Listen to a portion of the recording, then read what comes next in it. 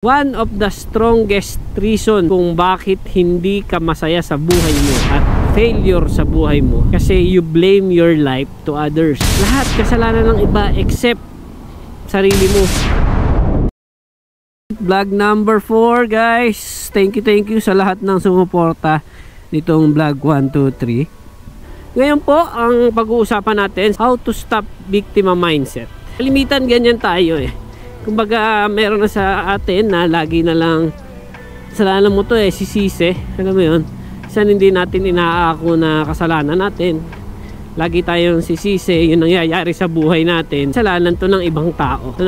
Kasalanan kasi to ni mama kasalanan ni papa, kasalanan ng anak ko, kasalanan ng asawa ko kung bakit ganito buhay ko ngayon. Lahat kasalanan ng iba except sarili mo. Hindi kasalanan ng sarili mo. And alam nyo ba na one of the strongest reason kung bakit hindi ka masaya sa buhay mo at failure sa buhay mo kasi you blame your life to others. Bine-blame mo lahat. In short, feeling mo victim ka. Parang kasalanan ng mundo kaya ka nagkaganto. And yun yung strongest reason kung bakit hindi ka masaya sa buhay mo. Unhappy life and failure. Kasi bine-blame mo yung mga tao. You don't take responsibility of yourself. Pero kung i-accept mo sa sarili mo na, oo nga, nangyari yun. Pero ako na to ngayon, control ko na. Accept ko na nangyari yun kasi ako na ngayon, buhay ko na to. And it's my responsibility kung paano ko to gagawing maayos. Hindi natin control yung nangyari sa buhay natin nung bata pa tayo kasi hindi naman tinuturo kung paano maging tamang magulang.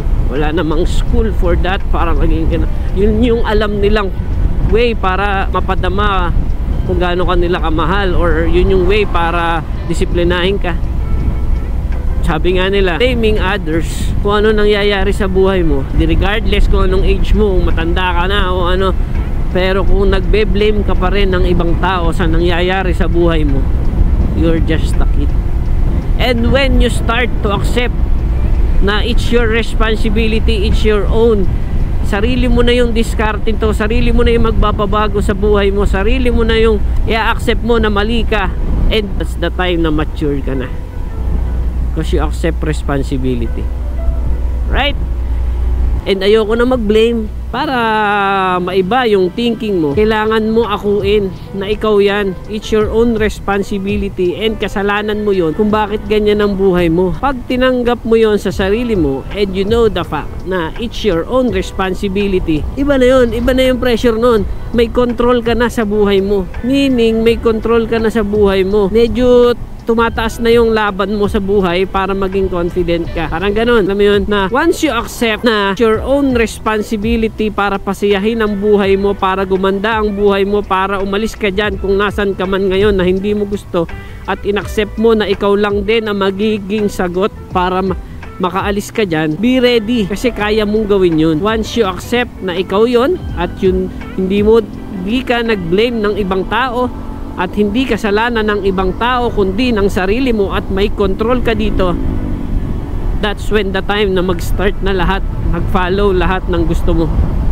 Kung gusto mong may mabago sa buhay mo, accept the fact na ikaw na yan, diskarte mo na yan. And para magawa yun, kailangan mo na syempre ayusin yung sarili mo. Wala na tayong magagawa doon, tapos na yun, nangyari na yan. Hindi mo na mababalik yan, problemahin mo hindi, o maging depressed ka man o hindi, wala na tayong magagawa doon. Pero ang magagawa natin, kontrolin natin yung perception natin sa buhay and i-accept natin na it's our own responsibility. And pag in-accept mo na yon, self-love will follow. Ikaw naman ngayon, kalanan mo, ikaw ngayon ang magbabangon sa sarili mo. Once you accept that, medyo may laban-laban ka na ngayon. May laban-laban ka na sa buhay para ayusin yung buhay mo. Kasi in-accept mo sarili mo na salanan ko to, pero kaya kong bumangon. Ako ang may control ng buhay ko. Let's get it on. Niwala ka lang sa sarili mo na kaya mong bumangon, kaya mong umalis kung anumang situation mo dyan. Sabi nga, kung ang iniisip mo at iyong kinaka-depress ay may solusyon, huwag ka na ma-depress, may solusyon naman pala, right? Huwag ka na ma-depress, may solusyon pala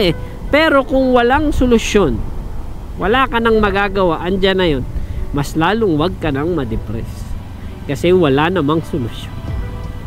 So in short, labanan mo yung depression. Di okay yan, pero kaya mong labanan yan once you accept at bumangon. Naniniwala ako sa kakayahan mo, naniniwala ako sa sarili mo na kaya mong gawin yan. Maniwala ka lang, gumawa ka lang ng ways, and your responsibility kung babagsak ka o hindi. Pero once and for all, gumawa ka ng way para umahon ka sa buhay mo. Kaya mo yan.